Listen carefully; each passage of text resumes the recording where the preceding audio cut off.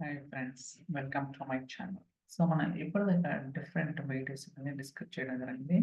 ఈరోజు use relationship cross filter function గురించి మాట్లాడుకుంటాం. ఓకే, ఈ రెండు కూడా మనకి చాలా ఇంపార్టెంట్. బేసికల్గా మనం డేటా మోడలింగ్లో టేబుల్స్ మధ్య లైక్ డైమెన్షన్ టేబుల్ కావచ్చు, ఫ్యాక్ట్ టేబుల్ కావచ్చు, మనం వన్ యాక్టివ్ రిలేషన్షిప్ మాత్రమే ఎస్టాబ్లిష్ చేయగలం.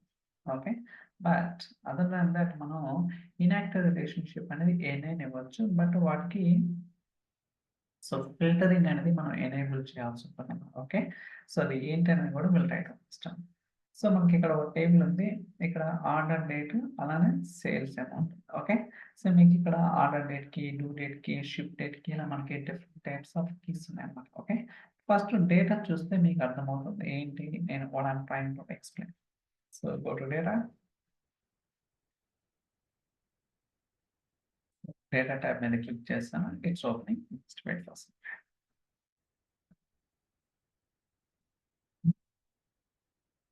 సో ఈ రిలేషన్షిప్ అనేది మనకి జనరల్గా కొన్ని కేసెస్లో యూస్ఫుల్ అవుతుంది అనమాట. ఓకే, చూడటానికి చాలా సింపుల్, పెద్ద కాంప్లెక్స్ ఏం కాదు, but it's really important. Okay, కొన్ని కేసెస్లో మనకి చాలా ఇంపార్టెంట్ రోల్ అనేది ఈ ఫంక్షన్స్ అయితే it will play like that. So struck అయింది I think. Okay, just hold on some time. Okay, still it's loading.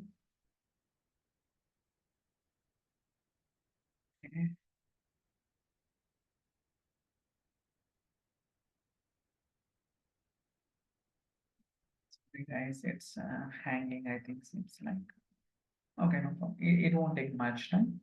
Yeah, I think we got it. Okay, so నేనైతే ఫ్యాక్ట్ టైంలో ఓపెన్ చేస్తున్నాను.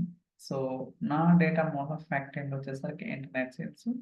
మనకి ఇక్కడ 3 డిఫరెంట్ టైప్స్ ఆఫ్ కీస్ ఉన్నాయి. Order డేట్‌కి, ship డేట్‌కి, due డేట్‌కి. ఓకే, సో మన రిక్వైర్మెంట్ ఏంటంటే, సో ఈచ్ డే వైస్ నాకు ఆర్డర్ డేట్‌కి సేల్స్ ఎంత, లేకపోతే షిప్ డేట్‌కి సేల్స్, డ్యూ డేట్‌కి చూడండి ఇక్కడ డిఫరెంట్ టైప్స్ ఆఫ్ డేట్స్ ఉన్నాయి కదా.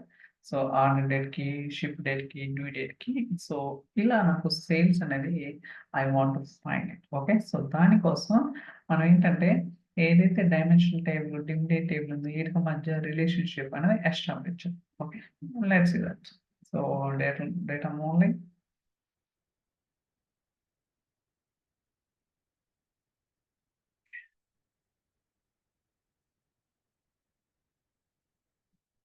Let's take in more time. Okay, just let's make the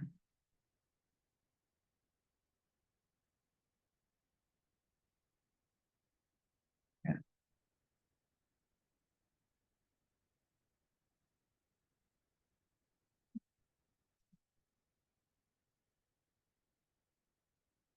I think it's tracking. Okay, మీరు చూస్తే ఇక్కడ ఇంటర్నెట్ సేల్స్ కి డైమెన్షన్ టేబుల్ అంటే ఇది ఫ్యాక్ట్ టేబుల్, ఇది డైమెన్షన్ టేబుల్ కదా. ఈ రెండింటికి మధ్య నేను 3 రిలేషన్షిప్ ఉన్నాయి. ఒకటేమో యాక్టివ్ రిలేషన్షిప్ ఏంటిది, డేట్ కి అలానే ఆర్డర్ డేట్ కి మీరు మోస్ అవుట్ చేస్తే ఏ కాలమ్స్ మధ్య మనం రిలేషన్షిప్ అనేది ఎస్టాబ్లిష్ చేసాం ఇక్కడ చూపిస్తుంది. రిమైనింగ్ 2 కూడా ఇన్యాక్టివ్ రిలేషన్షిప్ అన్నమాట. చూడండి ఇక్కడ. సో మీకు డాట్స్ ఉంది, ఇదేమో థిక్ లైన్ ఉంది, ఇది వచ్చేసరికి డాట్స్ అనమాట. ఈ 2 వచ్చేసరికి ఇన్యాక్టివ్, ఇది వచ్చేసరికి యాక్టివ్ అన్నమాట. సో ఇలా మనం ఏంటంటే మల్టిపుల్ రిలేషన్షిప్ అండి డైమెన్షన్ ఫ్యాక్ట్ మధ్య మనం అయితే ఎస్టాబ్లిష్ చేయొచ్చు. But at a time only ఒకటే మాత్రం యాక్టివ్, రిమైనింగ్ అన్ని కూడా ఇన్యాక్టివ్ అనమాట. ఓకే, సో మీకు తెలుసు యాక్టివ్ ఎలా చేయాలో, ఇన్యాక్టివ్ ఎలా చేయాలో. సో ఆల్రెడీ చాలా వీడియోస్ ఉన్నాయి కాబట్టి చూడండి. సో ఇప్పుడు మనకేంటి, సో యాక్టివ్ కాబట్టి ఆర్డర్ డేట్‌కి యాక్టివ్ రిలేషన్‌షిప్ కాబట్టి ఇమ్మీడియేట్‌గా మనకి డేటా అనేది సో డైరెక్ట్ వచ్చేస్తుంది. కానీ డ్యూ డేట్‌కి, షిప్ డేట్‌కి రెండిటికి మధ్య రిలేషన్‌షిప్ అనేది ఇన్యాక్టివ్ ఉంది. ఓకే, ఇప్పుడు మనకి డేటా ఎలా వస్తుంది ఏంటనేది కూడా మెజర్స్ అయితే చూద్దాం ఫస్ట్. సో దీని మీద క్లిక్ చేద్దాం. ఐ థింక్ చూడండి. So go to data. So demo measures. Okay, so చూడండి ఆర్డర్ డేట్‌కి జస్ట్ నేనైతే ఇక్కడ ఎటువంటి జస్ట్ ఒక సమ్ ఎక్స్ ఫంక్షన్ కావచ్చు, మీరు సమ్ ఫంక్షన్ ఏదైనా రాసినా సరిపోతుందన్నమాట. నేను just for the sake of demo some X అనేది యూజ్ చేశాను కాబట్టి it's okay, nothing will wrong in that. Okay, మీరు ఏదైనా యూజ్ చేసుకోవచ్చు, దేర్ ఇస్ నో ప్రాబ్లమ్. అలానే సో షిప్ డేట్‌కి ఓకే, షిప్ డేట్‌కి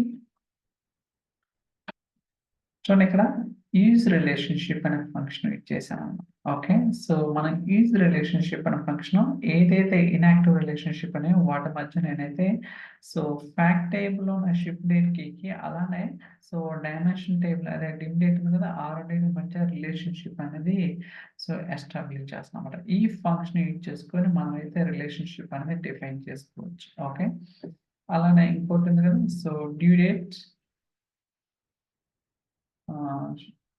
okay, ship date key. So due date sales. Okay, let's click on this. చూడండి, so internet sales లో ఉన్న ship date కి అలానే డిమ్ డేట్ టేబుల్ ఉన్న డేట్ కి మధ్య రిలేషన్షిప్ అనేది ఎస్టాబ్లిష్ చేసింది.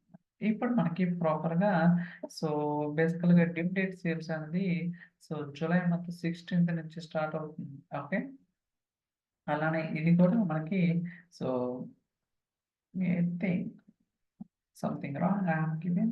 So ship date key. Okay.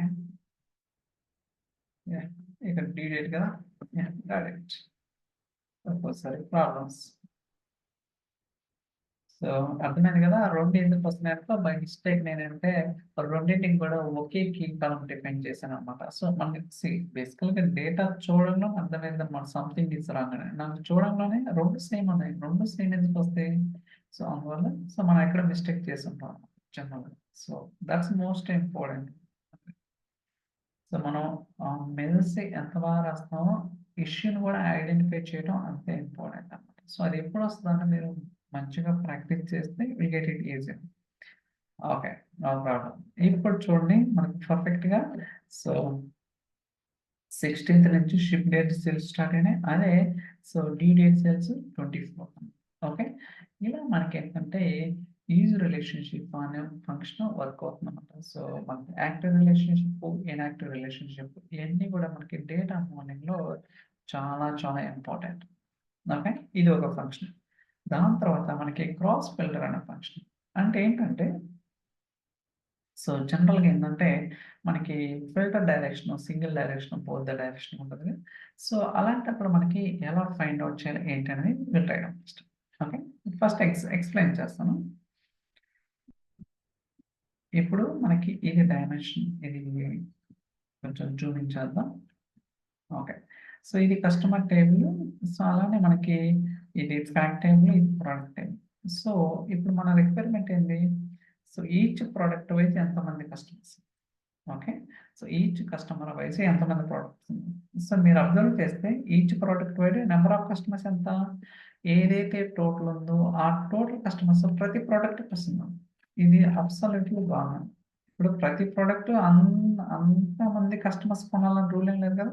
ఒక ప్రోడక్ట్ని 10 మంది కొనొచ్చు, ఒక ప్రోడక్ట్ని ఇద్దరు కొనొచ్చు, అంతేగాని మొత్తం కొనరు కదా. సో ఇది టోటలీ రాంగ్ అనమాట. ఇక్కడ ఏం జరుగుతుందంటే మీరు అబ్జర్వ్ చేస్తే మనకి డైరెక్షన్ ఎలా ఉంది? ఇక్కడ నుంచి ఇక్కడికి ఉంది. ఓకే,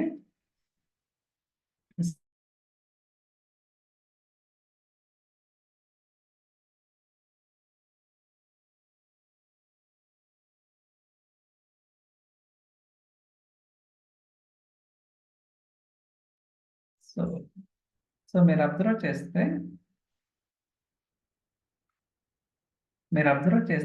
మనకి ఫిల్టర్ డైరెక్షన్ డిమ్ కస్టమర్ నుంచి ఇంటర్నెట్ సేల్స్ అంటే ఇక్కడ నుంచి ఇటు వస్తుంది కానీ సో ఇక్కడ నుంచి ఇటు రాదు, అంటే వైస్ వర్స లేదనమాట. అందువల్ల మనకి సో ఇక్కడ డేటా అనేది ప్రాపర్ గా ఫిల్టర్ అవ్వటం లేదు. ఇప్పుడు ఇది ఎనేబుల్ చేస్తే బై డైరెక్షన్ అనేది ప్రాపర్ అవుతుంది, బట్ మనం బై డైరెక్షన్ అనేది ఎనేబుల్ చేయకుండానే క్రాస్ ఫిల్టర్ అనే ఫంక్షన్ ద్వారా మనం వర్చువల్ గా సో బై డైరెక్షన్ అనేది ఎనేబుల్ చేసుకోవచ్చు అన్నమాట. ఓకే, సో అర్థమైంది కదా. ఫిల్టర్ ప్రాపగేషన్ డిమ్ ప్రోడక్ట్ నుంచి ఇంటర్నెట్ సేల్స్, ఇంటర్నెట్ సేల్స్ నుంచి కస్టమర్ వస్తుంది. ఓకే. బట్ ఇక్కడ మనకి క్రాస్ ఫిల్టరేషన్, సింగిల్ డైరెక్షన్ కాబట్టి ఇది యాక్సెప్ట్ చేయదు కాబట్టి ఏదైతే అంటే ఫిల్టర్ అవ్వదు ఫస్ట్. యాక్సెప్ట్ చేయడం నథింగ్ బట్ డేటా అనేది ప్రాపర్‌గా ఫిల్టర్ అవ్వదు. ఓకే. అంటే ఎలా అవుతుందంటే ఎంతమంది కస్టమర్స్ ఉన్నారో అంతమంది కస్టమర్స్ ప్రతి ప్రోడక్ట్‌కొస్తారు. సింపుల్. ఓకే. ఓకే. అప్పుడేం చేయాలంటే దానికి సెపరేట్‌గా ఇంకొక మెజర్ రాసాను. Number of customers. Okay. Just ఏం లేదనమాట. ఓకే. Cross filter. సో, ఇక్కడ మనకి కస్టమర్ టేబుల్ ఉన్న కస్టమర్‌కి, అలానే ఫ్యాక్ట్ టేబుల్ ఉన్న కస్టమర్‌కి మధ్య సో, ఫిల్టరింగ్ అనేది బోత్ ద డైరెక్షన్ ఎనేబుల్ చేశాను. మనకి ఇక్కడ డిఫరెంట్ టైప్స్ ఆఫ్ ఉంటది. One way, both the direction ఇలా డిఫరెంట్ టైప్స్ ఉంటాయి. మనకు కావాల్సిన విధంగా డేటా అనేది ఫిల్టర్ అయ్యింది. సో, మీరిప్పుడు అబ్జర్వ్ చేస్తే ఈ ప్రొడక్ట్‌ని ఇంతమంది కస్టమర్స్, ఈ ప్రొడక్ట్‌ని ఇంతమంది కొంతమంది ప్రొడక్ట్స్‌కి ఎవరు కొనలేదనమాట. అంతే కదా! ఇప్పుడు ఒక స్టోర్ ఉందనుకోండి. ఇప్పుడు నేను యాస్ ఎ కస్టమర్‌గా నేను అన్ని కొనాలని లేదు. ఒకటి రెండే కొంటా. అన్ని కొనాలని అనుకునేం లేదు కదా! Thoughts it. Okay. I think మీకు అర్థమైందని అనుకుంటున్నాను. సో, ఇలా మనకేంటంటే సో, చాలా చాలా ఇంపార్టెంట్. అలానే ఇప్పుడు ఈచ్ కస్టమర్ వైస్ ఎన్ని ప్రొడక్ట్స్ ఇందాకేంటి ప్రొడక్ట్ వైస్ ఎంతమంది కస్టమర్స్, ఇప్పుడేంది కస్టమర్స్ వైస్ ఎన్ని ప్రొడక్ట్స్ ఉన్నాయి. ఇప్పుడు మనకి కస్టమర్ చాలా మంది ఉన్నారు. అయితే ప్రతి కస్టమర్ ఎన్ని ప్రొడక్ట్స్ కొన్నారు. అప్పుడు మనకి ఫిల్టర్ ప్రొపగేషన్ ఎలా ఉంటది? ఇక్కడి నుంచి ఇక్కడికొస్తది. ఇక్కడి నుంచి ఇక్కడికనమాట. ఓకే. సో, మీరెప్పుడైనా గుర్తుంచుకోండి. కరెంట్ ఫిల్టర్ కాంటెక్స్ట్‌లో ఎలా ఫిల్టర్ అవుతుందనేది థాట్స్ మోస్ట్ ఇంపార్టెంట్.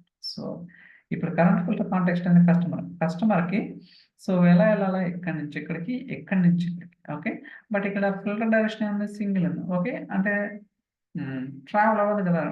అంటే డేటా ఫిల్టర్ అవ్వదు గదా! అప్పుడేమొస్తది?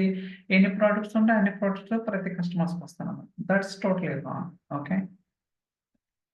సో, అందువల్ల 606 ఉన్నాయి గాబట్టి ప్రతిదానికి కూడా వస్తాయి. ఎప్పుడైతే మనం ఫిల్టర్ డైరెక్షన్ వర్చువల్‌గా ఎనేబుల్ చేస్తాం బోత్ ద డైరెక్షన్ అప్పుడు ప్రతి కస్టమర్‌కి ఎన్ని ప్రొడక్ట్స్ ప్రాపర్‌గా ఉన్నాయో చెక్ చేస్తుంది.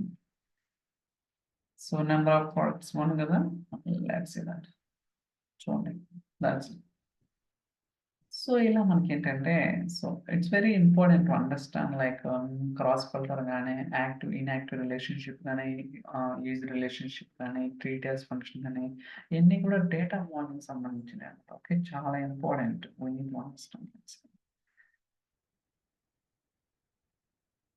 ఇది that's all for this video. ఈ వీడియో మీకు నచ్చిందని అనుకుంటున్నాను. ఇన్ కేస్ వీడియో గనుక మీకు నచ్చితే like, share, subscribe. Okay. So, thank you so much for watching. Will catch you in next video. By by.